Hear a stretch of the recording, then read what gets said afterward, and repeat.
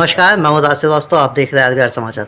इस समय मौजूद है गोपालगंज में, जो हमारे बीच में लोजपा के जो मुख्य प्रवक्ता हैं नीलेश कुमार तिवारी जी, वो मौजूद है हमारे साथ। उनसे बातचीत करेंगे, यहाँ पे जानेंगे लोजपा के विषय में और यहाँ के कुछ जो गोपालगंज जिला के विकास के बारे में बातचीत करेंगे। सबसे पहले तो आपका हमारे चैनल में स्वागत है। जी, धन्यवाद आपका एवं आपके सभी श्रोताओं का भी बहुत बहुत धन्यवाद।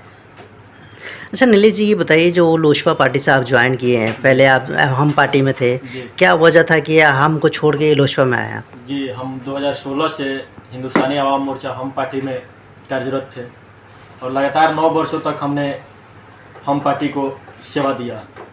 अभी चिराग पासवान जी के विजन से प्रेरित होकर के हमने लोजपा रामविलास और बड़े भाई सुधांशु मिश्रा जी के व्यक्तिगत प्रभाव की वजह से हमने लोजपा रामविलास को ज्वाइन किया।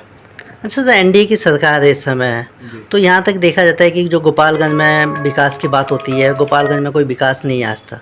नहीं, ऐसा नहीं कह सकते हैं कि गोपालगंज में विकास नहीं है। विकास पूरे बिहार में हुआ है और पूरे बिहार के साथ आपके गोपालगंज में भी विकास हुआ है। आप यहाँ से जब गोपालगंज शहर से ग्रामीण क्षेत्रों में निकलेंगे तो हमें याद है, मेरे यहाँ जाने के लिए जो सड़क की दुर्दशा थी, हम दियरा क्षेत्र से आते हैं, हमारे घर से मात्र 1 से 1.5 किलोमीटर के एरिया में दियरा है। 2005 के पहले हमको याद है कि हम लोग जब छोटे थे तो दियरा में जाने के लिए, मैंने बरसात के टाइम, अभी जून जुलाई के समय में लोग दियरा में नहीं जा पाते थे। उनका फसल, एक ही फसल काट पाते थे, एक फसल नहीं होता था, बर्बाद हो जाता था। जो गन्ने की खेती करते थे, इस मैंने बरसात के बाद से उनके आंखों में आंसू रहता था। और वैसे किसान जो एक गन्ना के भरोसे रहते थे, जिनका परिवार का मैंने क्या कहा जाए, जीविकोपार्जन उस खेती के साथ होता था, उनके लिए ये हताशा भरा मंथ हुआ करता था, हमें याद है। और आज एनडीए की सरकार उस गंडक नदी पे बांध बंधवा करके दियरा में वो खुशहाली और हरियाली लाई है। एक बार आप कभी दियरा जा करके उसको देख सकते हैं।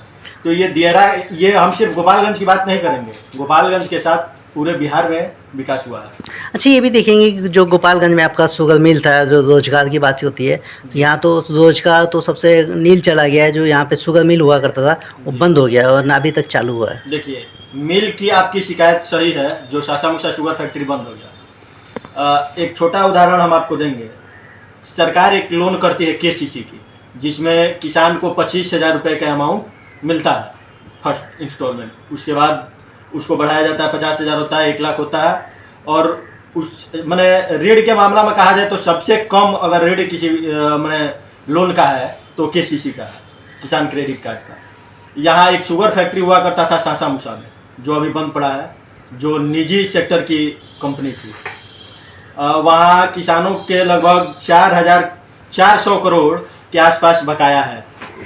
आप इस पर हम स्थानीय नेताओं से भी और सरकार से भी एक चीज़ कहना चाहेंगे आपके चैनल के माध्यम से, कि इस पर सरकार को पहल करना चाहिए। आप देखिए कि एक 25,000 लोन लेने वाला किसान, हम लोग जिला में रहते हैं और लगभग 2013 से सामाजिक कार्य में है, 12-13 साल इस समाज को देते हुए हो गया। आप जब कलेक्ट्रेट या कोर्ट के इर्द गिर्द घूमेंगे तो आपको प्रतिदिन 2 से 3 लोग ऐसे मिलेंगे जिनके डांड में रस्सा लगा होगा और 2 पुलिस उनको लेके जा रही होगी कोर्ट की तरफ। जब हम लोग अगर परिचित मिल गए या किसी बहाने उनसे हाल चाल लेने पहुंचते हैं तो पता चलता है कि हमारा केसीसी ऋण था, हमने नहीं चुका पाया।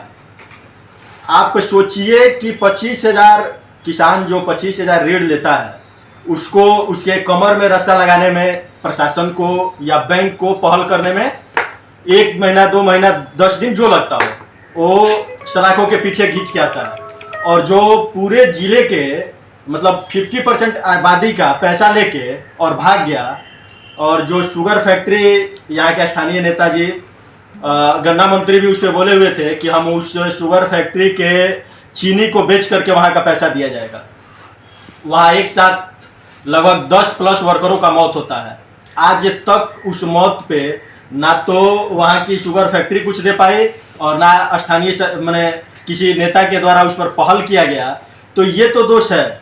इस दोष को हम अपनी सरकार के लिए भी और हम खुद के लिए भी एक्सेप्ट करते हैं कि इस पर पहल करने की ज़रूरत है। और उस निजी सेक्टर की कंपनी को, जिनके द्वारा वो शुगर फैक्ट्री चलाया जा रहा था, उनको यहाँ लेके आना चाहिए। और चाहे जिस व्यवस्था से हो, फैक्ट्री का मटेरियल बेच करके हो, फैक्ट्री के रॉ मटेरियल को बेच करके हो, जैसे भी हो, यहाँ के किसानों का भुगतान होना चाहिए।